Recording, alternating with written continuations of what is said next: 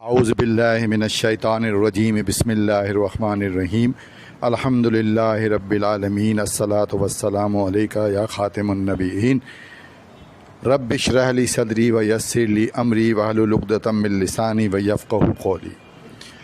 الحمدللہ میرے طالب علم ساتھیوں،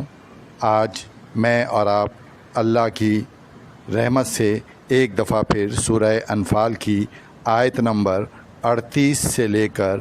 44 تک کی مشق جو ہے کریں گے، جس میں ہم ان آیات کا ترجمہ اور ان کا تعلق جو کسی واقعے سے ہوا ہو، اور اس کے علاوہ اس کے مشق کے سوالات اور ترجمہ ہم کریں گے۔ آیت نمبر 38، قُلْ لِلَّذِينَ كَفَرُوا إِن يَنْتَهُوا يُغْفَرْ لَهُم مَّا قَدْ سَلَفَ وَإِن يَعُودُوا فَقَدْ مَضَّتْ سُنَّتُ الْأَوَّلِينَ۔ اے پیغمبر محمد صلی اللہ علیہ وآلہ وسلم، کفار سے کہہ دیجئے اگر وہ اپنے افعال سے باز آ جائیں تو جو ہو چکا ہم انہیں معاف فرما دیں گے اور انہیں معاف کر دیا جائے گا، اور اگر پھر وہی حرکات کرنے لگیں تو اگلے لوگوں کا جو طریق جاری ہو چکا ہے وہی حق ان کے حق میں برتا جائے گا۔ یہاں پر ایک بات سمجھنے کی یہ ہے کہ پہلی چیز، کفار کو اور مشرکین کو اسلام کی دعوت دی جا رہی ہے اور ان سے یہ کہا جا رہا ہے کہ وہ اپنے مشرکانہ اور کافرانہ رویے سے باز آ جائیں، اور جو کچھ اس اسلام کو لانے سے پہلے وہ کر چکے ہیں ہم انہیں بھی معاف کر دیں گے اور انہیں معاف کر دیا جائے گا، بشرط یہ کہ وہ اسلام کو قبول کر لیں۔ اشارتاً یہ بات کی جا رہی ہے، اور اگر پھر وہی حرکات کرنے لگیں گے اور اگر منافقت کو ظاہر کیا اور منافقین میں شامل ہوئے اور اسلام کو قبول کرنے کے باوجود وہی حرکت یہ کرنے لگے جو کہ یہ پہلے کیا کرتے تھے، تو ان کا انجام بھی انہی لوگوں کی طرح کیا جائے گا جو پہلے گزر چکے ہیں، یعنی قوم عاد، قوم سمود اور دوسری اقوام جنہوں نے مشرکانہ، کافرانہ، منافقانہ رویہ اختیار کر رکھا تھا، اور وہی ان کے حق میں برتا جائے گا۔ یعنی کہ جس چیز کی یہ خواہش بھی کرتے ہیں کہ اللہ ان پر عذاب نازل فرما دے، تو ان پر بھی اللہ تعالیٰ آسمان سے عذاب نازل فرما دے گا۔ وَقَاتِلُوهُمْ حَتَّى لَا تَكُونَ فِتْنَةٌ وَيَكُونَ الدِّينُ كُلُّهُ لِلَّهِ فَإِنِ انتهوا فَإِنَّ اللَّهَ بِمَا يَعْمَلُونَ بَصِيرٌ، اور لڑتے رہیے ان لوگوں سے یہاں تک کہ ان کا فتنہ یعنی کفر کا فساد باقی نہ رہے اور دین سب خدا ہی کا ہو جائے، اور اگر باز آ جائیں تو خدا ان کے کاموں کو دیکھ رہا ہے اور خدا بہترین دیکھنے والا ہے۔ یہاں پر اللہ تعالیٰ نے نبی صلی اللہ علیہ وآلہ وسلم کو اور مجاہدین کو یہ حکم دیا کہ کفر اور شرک کرنے والے مشرکین اور منافقین سے لڑتے رہو یہاں تک کہ ان کا فتنہ ختم ہو جائے اور زمین پر صرف اور صرف حق کا دین اور دین اسلام ہی باقی رہے اور اللہ کا دین باقی رہے،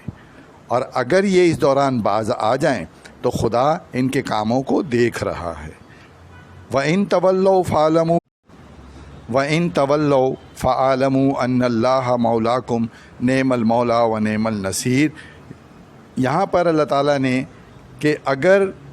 پھر بھی یہ روگردانی کریں تو جان رکھو کہ خدا تمہارا حمایتی ہے اور وہ خوب حمایتی ہے اور خوب مدد کرنے والا ہے۔ اللہ سے بہترین مدد کرنے والا کوئی بھی نہیں ہے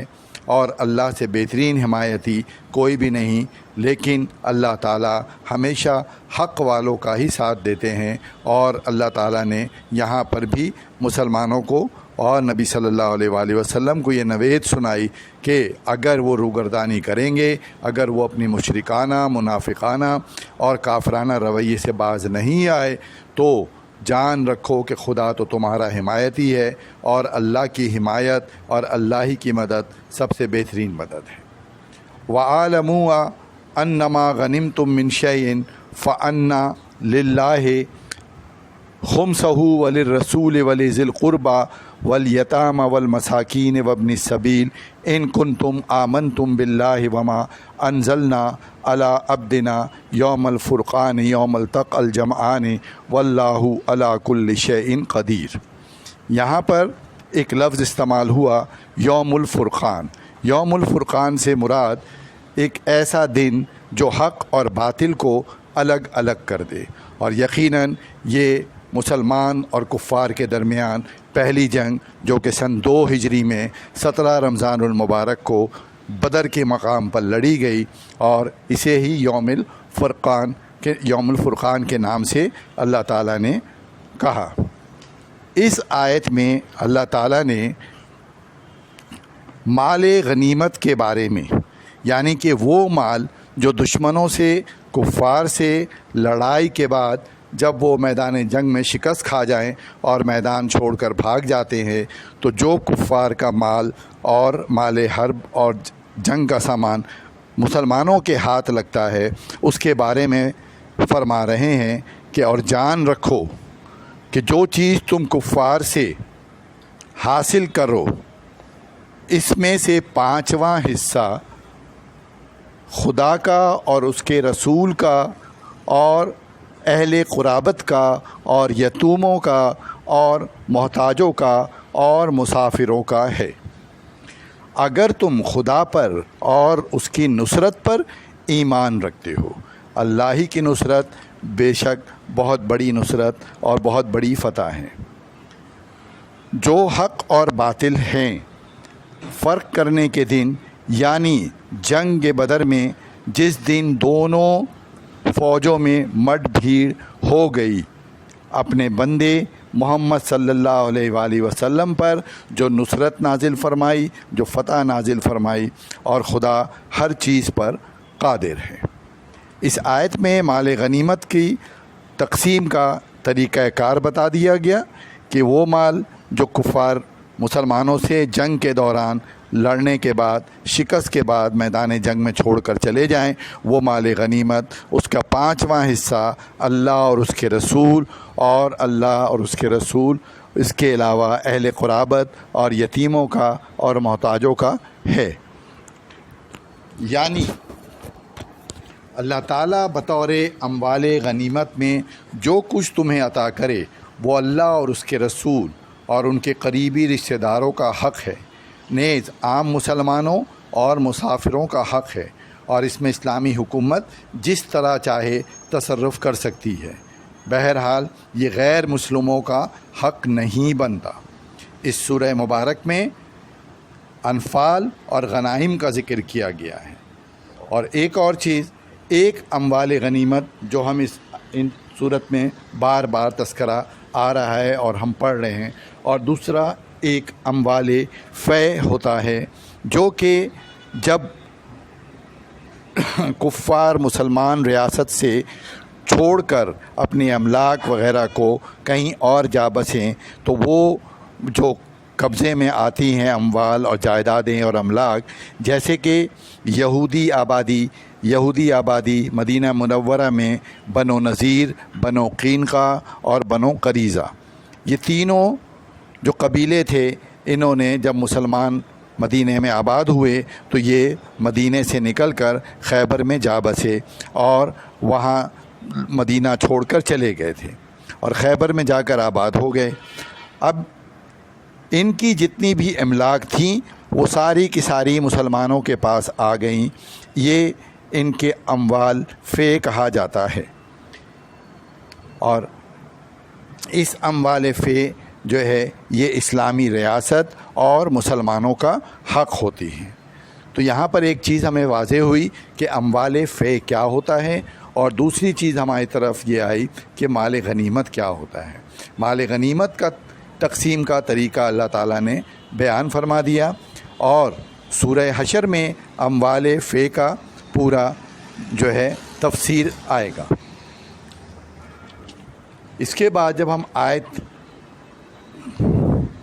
نمبر 42 پہ آتے ہیں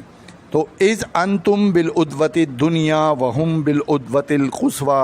والرکب اسفل منکم ولو توعدتم لاختلفتم فی المیعاد ولکن لیقضی اللہ امرا کان مفعولا لیہلک من ہلک عن بینات ویحیی من حی عن بینۃ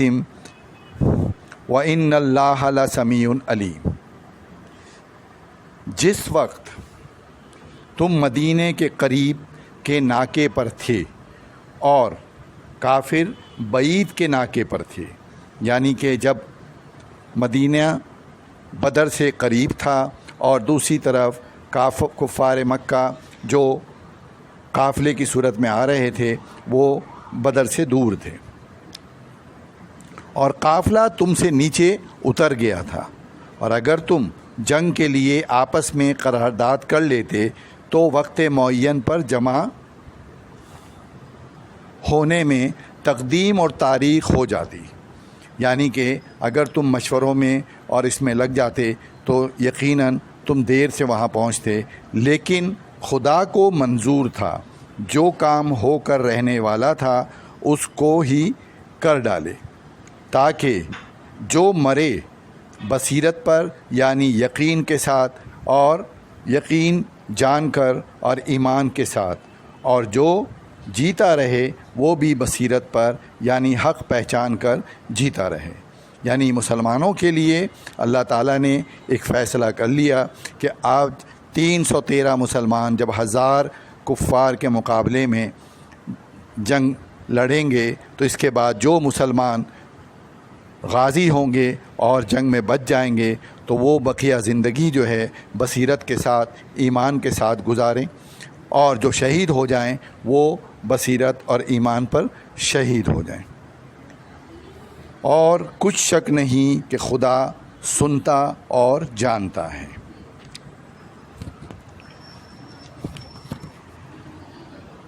اذ یریکہم اللہ فی منامک قلیلا ولو اراکہم کثیرا لفشلتم ولا تنازعتم فی الامر ولکن اللہ سلم انہ علیم بذات الصدور۔ اس وقت خدا نے تمہیں خواب میں کافروں کو تھوڑی تعداد میں دکھایا، حالانکہ فزیکلی طور پر کفار کی تعداد 1000 نفوس پر تھی، جبکہ مسلمان صرف 313 تھے، یعنی 313 جو ہیں وہ تقریباً کفار کے مقابلے میں 1/3 فوج تھی۔ تو اللہ تعالیٰ نے اس وقت مسلمانوں پر اپنی ایک اور رحمت اور ایک اور انعام نازل فرمایا کہ اللہ تعالیٰ نے کافروں کو خواب میں مسلمانوں پہ نیند طاری کر دیا، اور اس نیند طاری ہونے کے بعد کفار کی تعداد کم دکھائی۔ لازم ہے کہ جس کی وجہ سے مسلمانوں کی ہمت افزائی ہوئی اور انہوں نے کہا کہ یہ تو ہمارے مقابلے میں تعداد میں بہت کم ہے، لہٰذا ہم ان سے لڑیں گے اور ان کو جو ہے، اور اگر بہت کر کے دکھاتا تو تم لوگ جی چھوڑ دیتے۔ یقیناً اگر مسلمانوں کی مدد اللہ تعالیٰ اس طرح نہ فرماتے تو لازم ہے کہ مسلمان دل شکستہ ہو جاتے اور مسلمان جو ہیں وہ جی چھوڑ دیتے، اور جو کام درپیش تھا اس میں جھگڑنے لگتے، لیکن خدا نے تمہیں اس سے بچا لیا کہ آپس میں جھگڑنے سے بھی بچا لیا۔ بے شک وہ سینوں کی باتوں میں جو پوشیدہ ہے سے واقف ہے۔ تو یہاں پر اللہ تعالیٰ نے ایک اپنی انعام کا ذکر کیا کہ جب مسلمان بدر کے مقام پر کفار کے مقابلے میں لڑ رہے تھے تو تعداد میں تو 1/3 تھے، لیکن اللہ تعالیٰ نے مسلمانوں پر نیند کو غالب فرما دیا اور اس نیند میں کفار کی تعداد کو کم دکھایا۔ اور اگر اللہ تعالیٰ بہت کر کے دکھاتا تو یقیناً لوگ جو ہے ڈر جاتے، ان پہ خوف طاری ہوتا اور وہ جی چھوڑ دیتے، اور جو کام درپیش تھا اس میں جھگڑنے لگتے۔ لیکن خدا نے تمہیں اس سے بچا لیا، بے شک وہ سینوں کی پوشیدہ باتوں سے واقف ہے۔ وَإِذْ يُرِيكُمُوهُمْ ازل تقیتم فی عینکم فی ایونکم قلیلا یقللوکم فی ایونیہم لیجزی اللہ امرا کان مفعولا والی اللہ ترجع الامور۔ اور اس وقت جب تم ایک دوسرے کے مقابل ہوئے اور کافروں کو تمہاری نظروں میں تھوڑا کر کے دکھاتا تھا، اور کافروں کو تمہاری نظروں میں تھوڑا کر کے دکھاتا تھا، اور تم کو ان کی نگاہوں میں تھوڑا کر کے دکھاتا تھا، تاکہ خدا کو جو کام کرنا منظور تھا اسے کر ڈالے، اور سب کاموں کا رجوع خدا ہی کی طرف سے ہے۔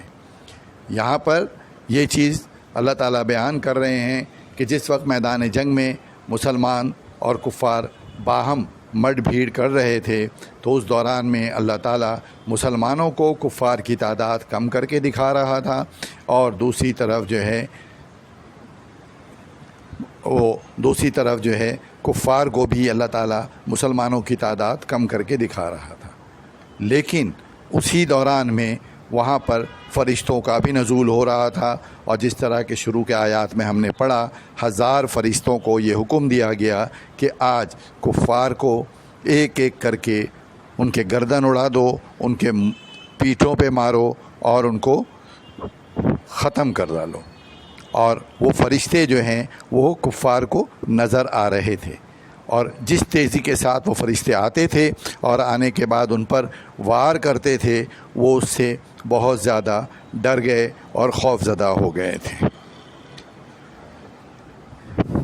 ان آیات کی ترجمہ کو سمجھنے کے بعد ہم کچھ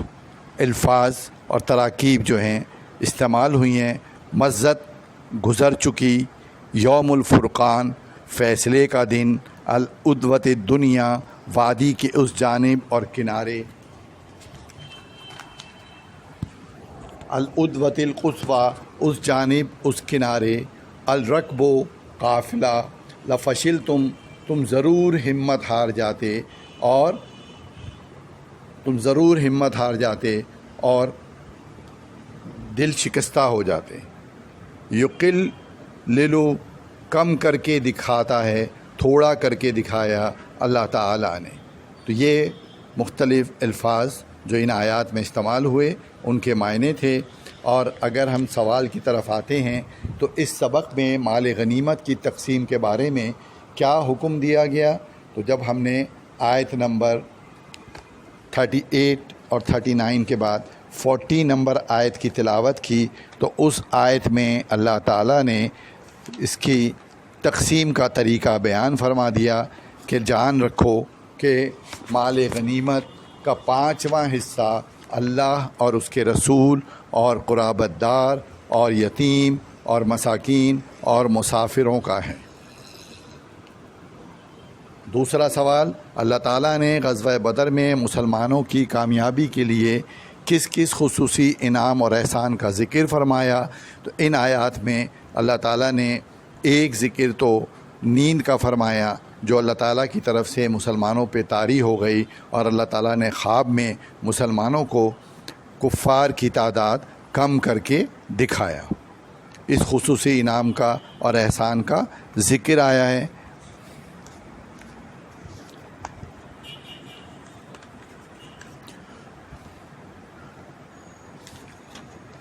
اور اس کے علاوہ اس میں جو ہے ایک آیت دی ہوئی ہے، اس آیت کا مفہوم یا ترجمہ لکھنا ہے، وَقَاتِلُوهُمْ حَتَّى لَا تَكُونَ فِتْنَةٌ وَيَكُونَ الدِّينُ كُلُّهُ لِلَّهِ، اور قتل کرتے چلو، وَقَاتِلُوهُمْ حَتَّى لَا تَكُونُ، یہاں تک کہ ان کا فتنہ یعنی کہ کفر کا فساد زمین پر ختم ہو جائے، اور دین صرف اللہ ہی کا جو زمین پر رہ جائے۔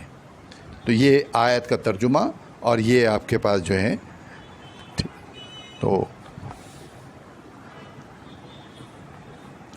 آج ہم نے آیت نمبر 38 سے لے کر 44 کی تلاوت، اس کا ترجمہ اور اس کے مختصر سوال جواب اور الکلمات و تراکیب کو سمجھنے کی کوشش کی۔ اللہ تعالیٰ مجھے اور آپ کو ان آیات کو سمجھنے اور اس پر عمل کرنے کی توفیق عطا فرمائے۔